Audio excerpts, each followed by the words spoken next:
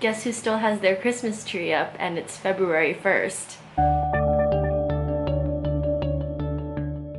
Hey guys, welcome back to my channel, Forever in High School. It's me, Kirsten. Hope you guys are having a good night. Probably some of you were wondering my background.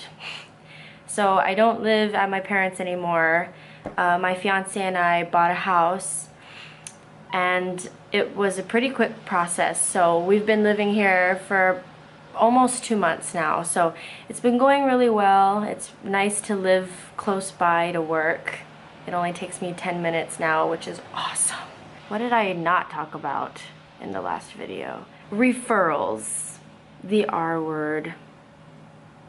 I got the feeling that the word referral is kind of like a taboo word.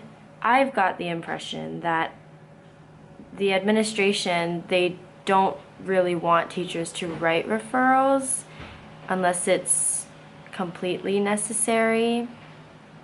And during my student teaching, I didn't write any referrals ever, and I don't think my mentor did either, because there was always a way to divert the problem before it got to that point.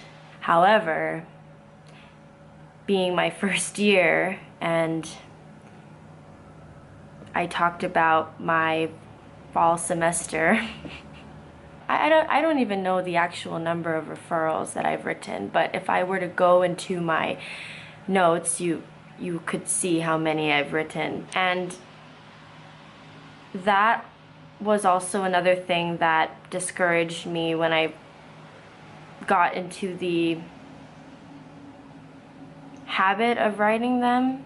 And I don't mean habit as in like I'm just constantly writing referrals just to write referrals, just to refer them to admin and to push the kid away from me and just to dump them on somebody else. That's not why I've been writing referrals. It's because it goes with my discipline plan, and that's part of it. So my discipline plan is, you know, if you break any expectations, the first consequence, which is a warning, is I write their name on the board. The second consequence after the warning, if they break another expectation or the same expectation, then what I do is I put a check mark next to their name. That means they have to write a reflection, a half-page reflection on what expectation did they violate, how did they violate it, what can Ms. Trombetta do to assist them in preventing them from breaking this expectation again. I showed them what an exemplar reflection looks like. So if they don't write the reflection how it's supposed to be written, like if they just write anything, then that goes to the third consequence, which is I call home and or I write a referral. So it depends on the situation. And I do also have this clause where if they get to the point of writing 2 reflections in a week, that's automatically a third consequence. I notice it's forced me to write referrals up the yin yang, like, because sometimes it's just it's so bad, it gets to the third consequence constantly that it's just I have no choice but to write a referral. The reason why I get to like 3 consequences and it seems like it doesn't really stick, like maybe a couple of days later the same kids get to the third consequence or even the next day, I strongly believe it's because those kids don't feel like there is any consequence. Like, so what, you're gonna call my mom or dad? Like, so what, they're not gonna answer. You can leave a voice message but they're not gonna look at it. Like, and I'm gonna be honest again, you know, I'll get the referral follow-up back and usually it'll say the same thing, like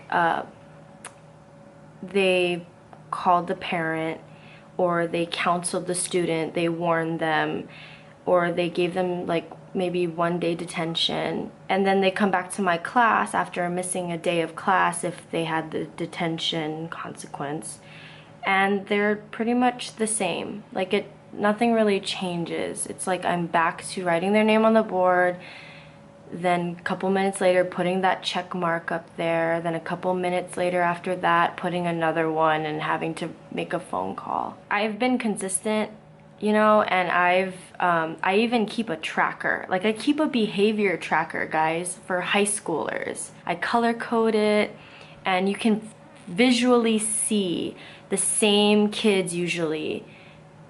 They usually get like a second or third consequence, and it's a daily thing.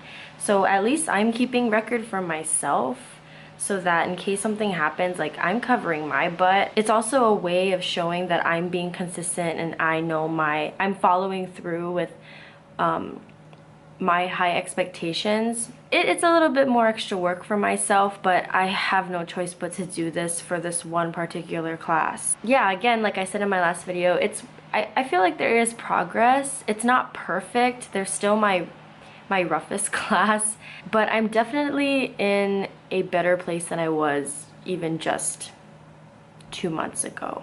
Ooh, okay guys, it's been a while. I've been talking for a while, so I'm just gonna stop. I'll just make another video later on. All right, peace out guys, bye.